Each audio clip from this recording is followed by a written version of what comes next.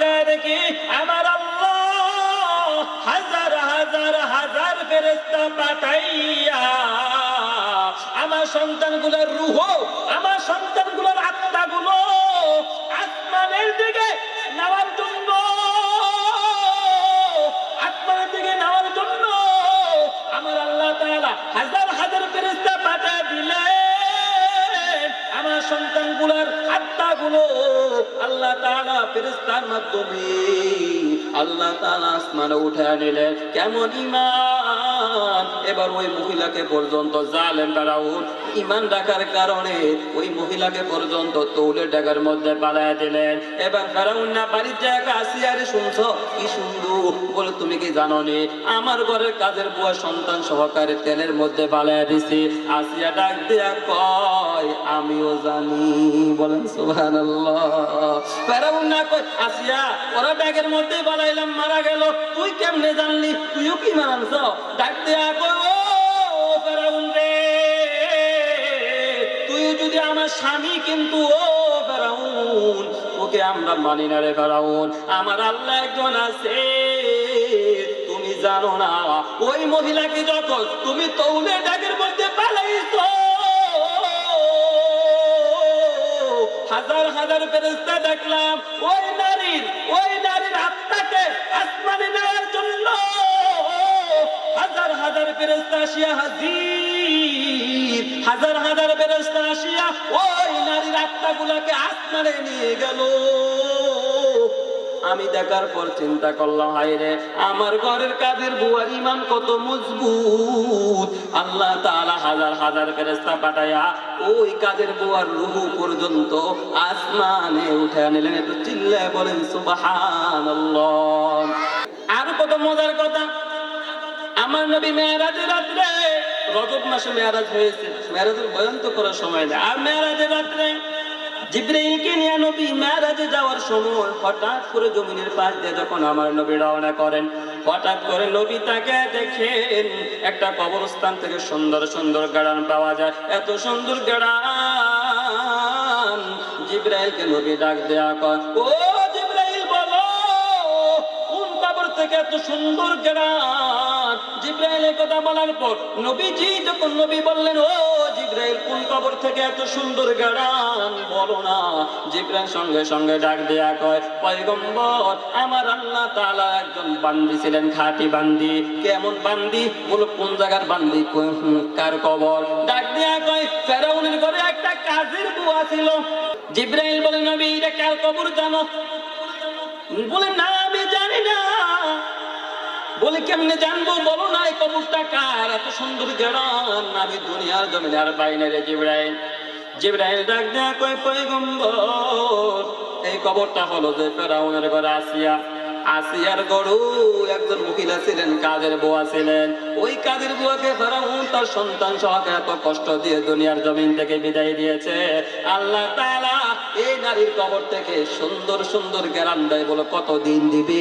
ওই জিবরাইল ডাক দেয়া কয়, পয়গম্বর এই মহিলার কবর থেকে কিয়ামত পর্যন্ত ঘ্রাণ আসবে।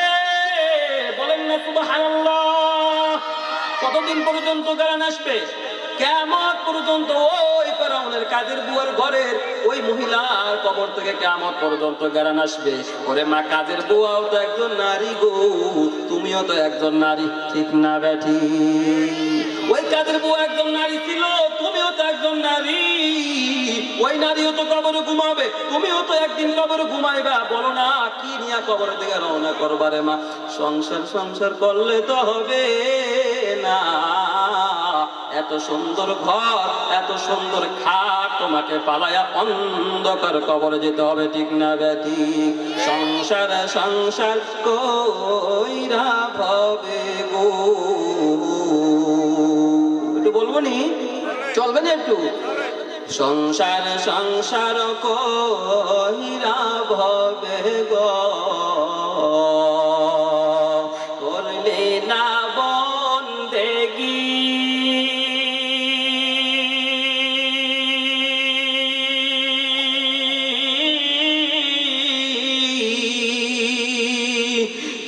জানি কি উপায় হবে রে।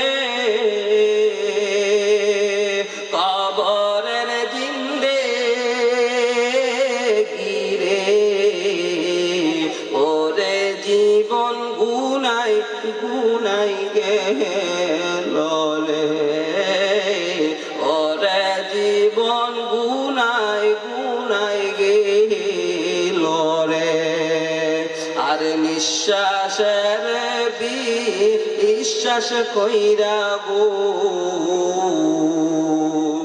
বাদলাম সুখের ঘর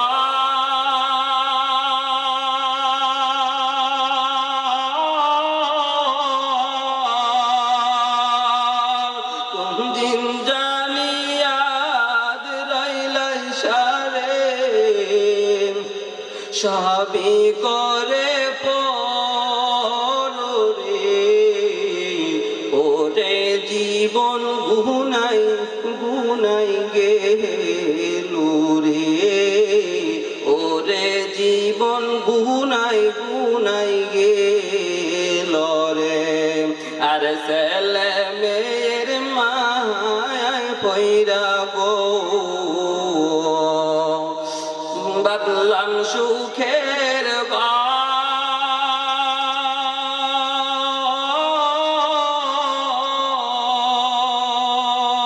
কোন দিন জানিয়া আজরাইলাই সারে সবই করে পরে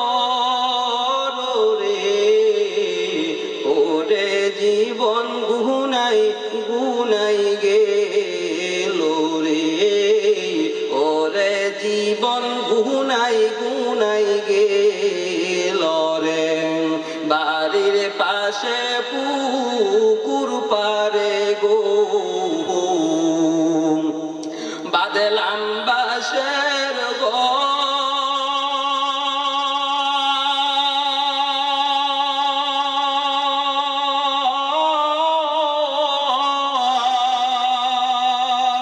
বাহায় নাই তুরবা আন্দবে না রে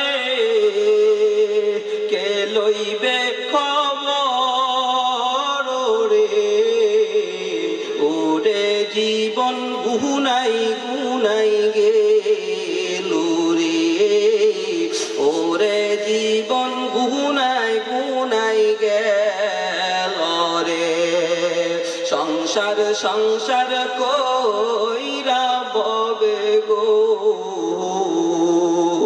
করলি না বন্দেগি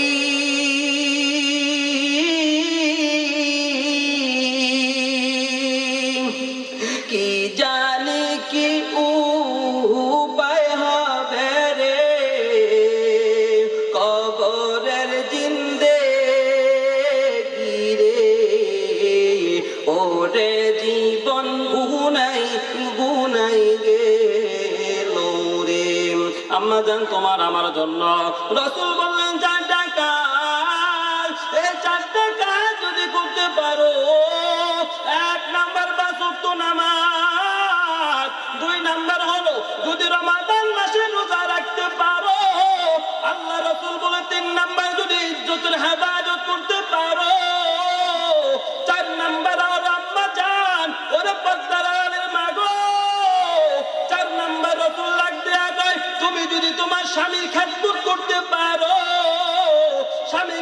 স্বামীর খেদমত করে তুমি যদি স্বামীকে রাজি খুশি করিয়া তুমি যদি ওই কবরের দিকে যাইতে পারো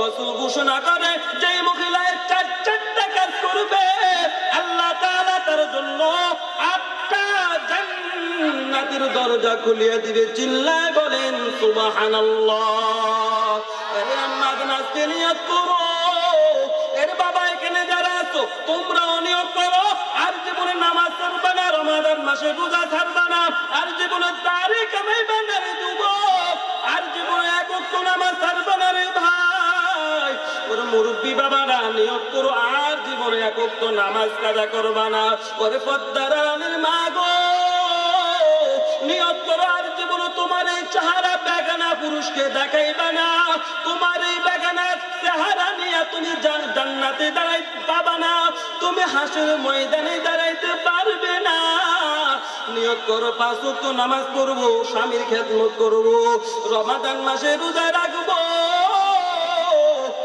ওরে বাবা এখানে তোমরা যারা আছো নিয়ত করো জীবনে নামাজ পড়বা না জীবনে আল্লাহকে বেদার করবা না সামনের সবে বরাত আসতেছে ইবাদত করব রমাদান মাস আসতেছে রোজা রাখবো এর বাবারা এই ইবাদত যদি করতে পারো আল্লাহ তাআলা তোমার আমার জন্য, ও যুবক, তোমার আমার জন্য এত সুন্দর জান্নাত রাখলেন, জান্নাতুল ফেরদাউস। যদি আল্লাহকে রাজি খুশি করিয়া যদি কবরে যাইতে পারি, আল্লাহ তাআলা আপনাকে আমাকে জান্নাত দান করবে।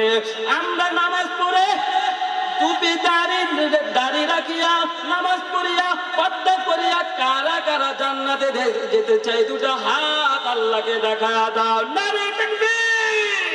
আয় আল্লাহ, আমার বাবাদের হাত কবুল করিয়া নাও। আয় আল্লাহ, আম্মাজিদেরকে পর্দাশীল বানায় দাও। আয় আল্লাহ, আম্মাজিদেরকে নামাজি বানায় দেন। আয় আল্লাহ, আম্মাজিদেরকে দ্বীনের জন্য কবুল করিয়া নেন।